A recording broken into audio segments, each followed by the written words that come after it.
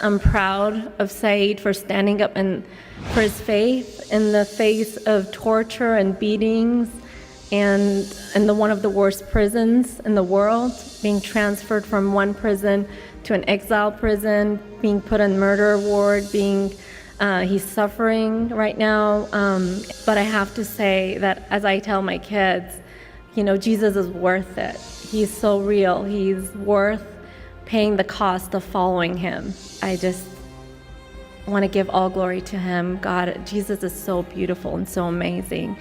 And when I was in Iran, I met Saeed. When I left the U.S., I left soon after September 11. I've been here for almost 30 years. I came here as a child, and America gave me the freedom to choose Jesus.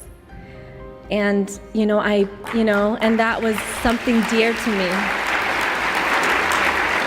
And I always believed that my government would stand with me if any time my rights were violated and protect me and my freedom. And I've been just disappointed beyond words the last couple of years to see so much silence and so much lack of action. 2 years of Saeed not having broken any law, having different nations speak out, and he's still suffering in that prison.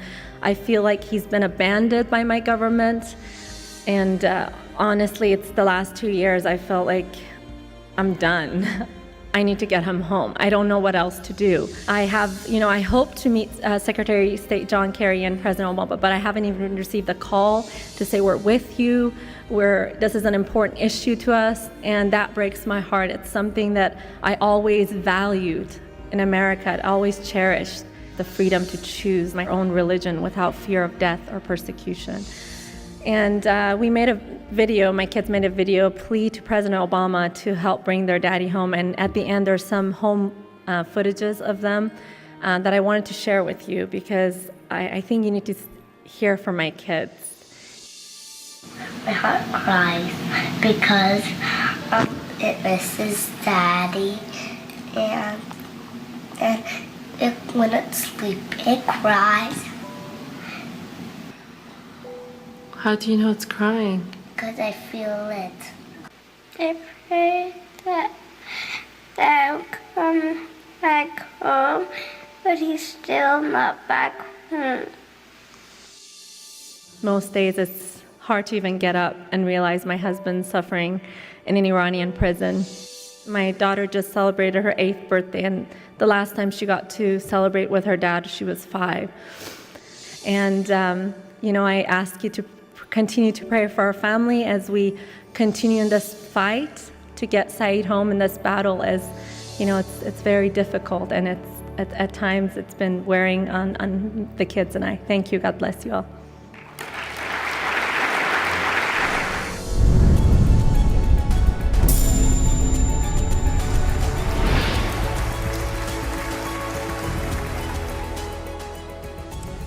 Tony, that Nagmeh's testimony is so gripping, and her husband is suffering, and we have martyrs, Christian martyrs now, all over the Middle East who are being asked point blank by ISIL and other groups, militant groups, are you a Christian? And they say yes, and then they're killed for their beliefs. And it really inspires me, and I think should really encourage all of us, challenge us.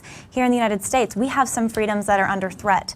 But what are we doing? I mean, we're not in danger of being killed today the way that our brothers and sisters are overseas. What are we doing today to stand for our faith, and to stand for the rights of the child in the womb, to stand for marriage, to stand for all the things that we value? And of course, voting is just a small thing that we can do to make sure we show up on November 4th. But beyond that, to stand up and take action in our communities on behalf of those that are suffering overseas, and on behalf of our brothers and sisters here.